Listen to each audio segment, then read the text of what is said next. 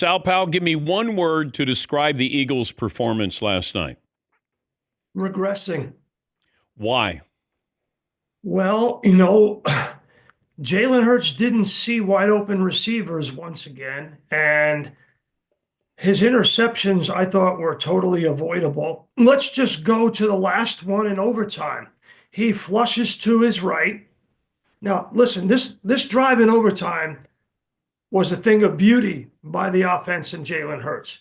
It was an example, an illustration of the good, the bad, and the ugly of this offense this year. So they're driving down the field on the road under duress in overtime to try to win the football game when they couldn't get it out of their own way. He's got them on a 1st and 10. The Chargers have been flushing him out of the pocket all game long. He's flushed to his right.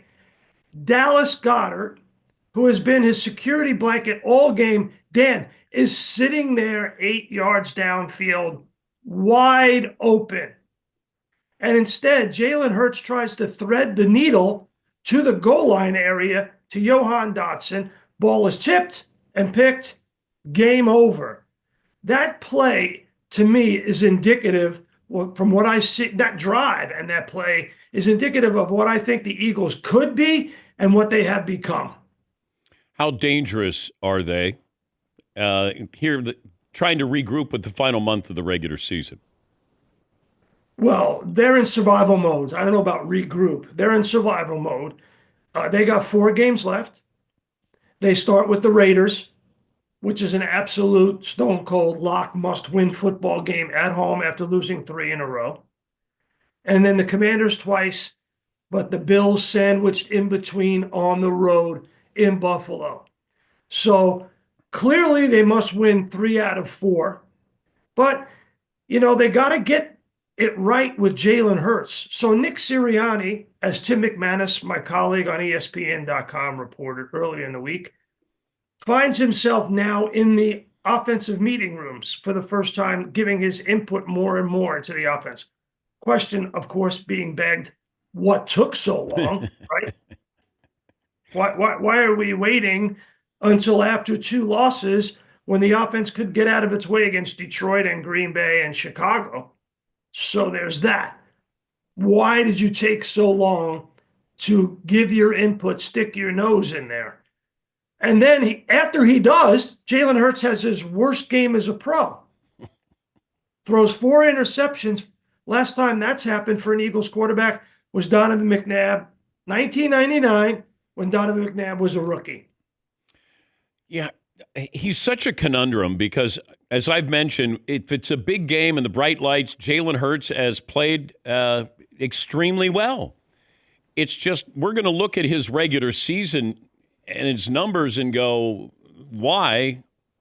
But you look at the postseason and you go, is that the same guy? Why do we have this dichotomy of regular season, postseason with him? Well, I think there's a couple of things for this year. Let's just focus on this particular year, where they are, right?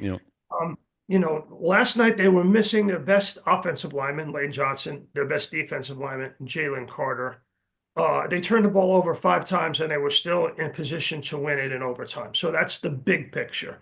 That's also the little picture, which is they've had a lot of moving parts on the offensive line. But hey, so did the Buffalo Bills when they went into Acrisure Stadium 2 weeks ago without their 2 starting offensive tackles. They put 2 tight ends on the right side, 7 plays in a row, and ran James Cook, flushing him out one-on-one with a corner, and they piled up big yards in the running game. So you can adjust.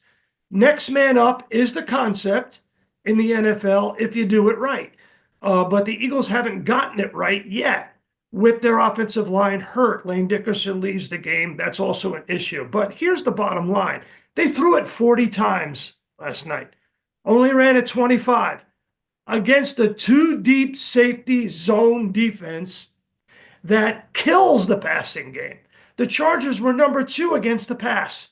Why are you throwing it 40 times? That's on the coaches. That's on the quarterback. That's on Patullo, Sirianni, and Jalen Hurts. He has the ability to go to line of scrimmage and check with me. and hand it to Saquon. Everybody's wondering, why did Saquon do so well last night? Well, because the Chargers let you run the ball if you want to. Troy Aikman had a great breakdown late in the game. Saquon goes into the A gap. If he had just gone to the outside to the D gap, which was wide open, he had clear sailing to a linebacker and a safety. So part of it is on Saquon. And this is a running team. And the other guy who's not running well, Dan, is the quarterback. Yeah. Whether he's choosing not to or they don't have enough design runs for him. Can this be fixed? Absolutely can be fixed in time for this week. Can it be salvaged for a Super Bowl run? Not sure. Don't know.